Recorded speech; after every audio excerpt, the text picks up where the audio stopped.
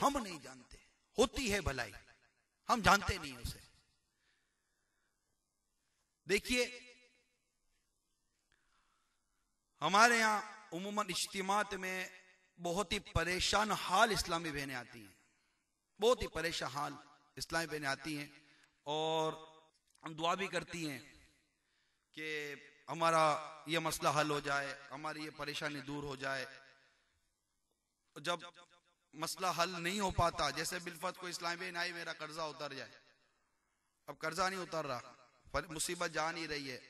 जब ये परेशानियां, ये मुसीबतें जाती नहीं है ना, तो शैतान एक वार खेलता है। वो वार ये है कि वो उस तबके की तरफ तवज्जो दिलाता है जो गुनाहों में मुब्तला है। उसे कोई परेशानी नहीं है, उसे कोई मुसीबत नहीं है, ना उसकी औलाद पे उसको मुसीबत, किसी तरह की मुसीबत नहीं है। तो ये एक वसवसा आता है। ये मैं इसलिए अर्ज कर रहा हूं कि इस तरह के लोग मिले हैं। ठीक है यार, आप समझाते ही हो, बेचारे समझाते क्या है, बस अजीब व गरीब सोच है कि यार आप लोग भले इतनी बातें करते हो, लेकिन यार जो इधर है ना इधर है, उधर का देखा जाएगा। माज अल्लाह ऐसी बातें करता है, आखिरत का देखा जाएगा। इधर की बात करो, इधर कुछ मिल जाए, इधर कुछ सुख हो जाए, इधर आसानियां हो जाए, उधर अब देखा किसने। माज अल्लाह ऐसी बातें करते, जबकि मुसलमान तो गैब पर ईमान लाता है और हम तो जीते हैं आखिरत संवारने के लिए। और हमारे आका सल्लल्लाहु अलैहि वसल्लम का ये इरशाद कि दुनिया मोमिन के लिए तो कैद खाना है। कैद खाने में राहत ढूंढना तो नादानों का काम है। जो नादान होगा जो कैद खाने में राहत ढूंढेगा। कैद खाने में राहत नहीं होती, कैद खाने तकलीफ होती है। अलबत्ता मैं अर्ज ये कर रहा था, फिर शैतान उस तरफ तवज्जो दिलाता है कि वो देखो ना वो नमाजें पढ़ते हैं, ना वो इज्तिमा में आते हैं, ना वो पर्दा करते हैं, कुछ भी तो नहीं करते उसके घर वाले। वो खुद भी तो क्या करती है, कुछ भी तो नहीं करती। शादियों में जाती है, नाचती है, कूदती है, इतनी इज्जत है, वाह वाह है, इधर जाती है उधर जाती है, शॉपिंग सेंटरों में घूमती है, कैसी सुख है, कैसी क्या, इनको क्या मुसीबत है, क्या परेशानी है, उस तरफ तवज्जो चली जाती है। ये मेरी भोली भाली इस्लामी बहनों, आप जिसके बारे में सोच रही है उसको क्या मुसीबत है, क्या परेशानी है। इसकी सबसे बड़ी मुसीबत बताऊं, इसकी सबसे बड़ी मुसीबत यह कि इसको गुनाह रास आ गया है। वो गुनाह कर रही है। गुनाह से बढ़कर, मैंने आपको पहले बयान कर दिया कि कुफर के बाद सबसे बड़ी मुसीबत गुनाह की मुसीबत है। अब गुनाह रास आ गया, मैं गुनाह, कोई गुनाह कर रहा है और गुनाह के बाद उसे तंबीह नहीं हो रही, वो गुनाह पर गुनाह किए चला जा रहा है, गुनाह पर गुनाह किए चला जा रहा है। जबकि मुसीबत ये गुनाहों को मिटाती है। याद रखिएगा, जब मुसीबत आती है, परेशानी आती है, बीमारी आती है, तकलीफ आती है, दुख आता है, गम आता है, ये जो चीजें आती है ना, ये गुनाहों को मिटाती है, गुनाहों से बंदे को धोती है, बंदे को साफ कर देती है। जिस तरह लोहे को आग कैसी साफ कर देती है, लोहा आग में क्या साफ हो जाता है, इसी तरह बंदा इस मुसीबत की आग में जलता है और सब्र करता है तो ऐसा साफ हो जाए जैसे लोहा साफ हो जाता है। तो इस तरह इस्लामी बहनें जब आती हैं तो उम्मन दुआएं करती हैं और फिर इस बात पर शिकवा होता है कि दुआ पूरी नहीं हुई, दुआ पूरी नहीं हुई, दुआ पूरी नहीं हुई। ऐसा होता नहीं है। पहले एक बात पर तसल्ली की अर्ज कर दो, दुआ कबूल ना हो ऐसा होता नहीं है। दुआ पर आपने काफी बयानात सुने होंगे। दुआ अल्लाह के फजल से कबूल होती है, उसकी सूरत अलग होती है। अब हम मांगते हैं और जो मांगा वही मिले, ये एक अलग मैटर। इसको मैं आपको एक दो मिसालों से समझाता हूं। इंशाअल्लाह उम्मीद है कि मेरी इस्लामी बहनों की समझ में ये बात आसानी आ जाएगी और सब्र आ जाएगा इंशाअल्लाह। क्योंकि दुआ कबूल ना होने पर, जो हमें नजर नहीं आती कबूल ना होना, इस पर बड़ी बेसब्री होती है और इस बेसब्री की वजह से अच्छा खासा एक मजहबी रास्ते पर चलने वाली इस्लामी बहन फर्द वो अपने रास्ते से हट जाता है। सल्लु अलल हबीब सल्लल्लाहु तआला अला मुहम्मद। एक शहर में कहत पड़ा, लोग फाकों से मर रहे हैं, रुपया पैसा होने के बावजूद खाने को कुछ नहीं मिल रहा।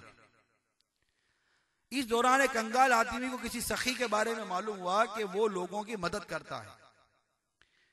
ये शख्स उस सखी के पास जाता है और जाकर चंद हजार रुपए का सवाल करता है। सखी को मालूम है कि इस आदमी के घर में राशन नहीं है और बाजार में भी नहीं मिल रहा, और रुपये मांगने का मकसद भी राशन लेना है, लिहाजा अगर वो इसे राशन दे दे तो इसका मसला हल हो जाएगा, और अगर रकम देगा तो बाजार में राशन मुयसर ना होने की वजह से ये शख्स फाकों से मरेगा। चुनाचे उसने रकम देने के बजाय उस गरीब आदमी को राशन दे दिया।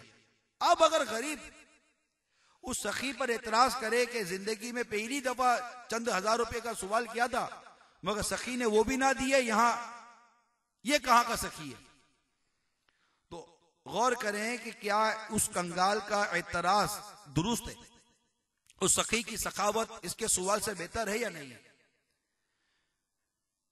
कि वो सखी जानता था कि इसको राशन देकर इसका मसला हल होगा या इसको रकम देकर मसला हल होगा, मांग वो रकम रहा है, लेकिन सखी जानता है कि उसके घर में राशन नहीं है और शहर में भी राशन नहीं है, रकम ले भी लेगा तो करेगा क्या, लेकिन वो उसकी ये फंसी हुई है कि मुझे रकम चाहिए, और सखी जानता है कि रकम से नहीं इसका मसला राशन से हल होगा।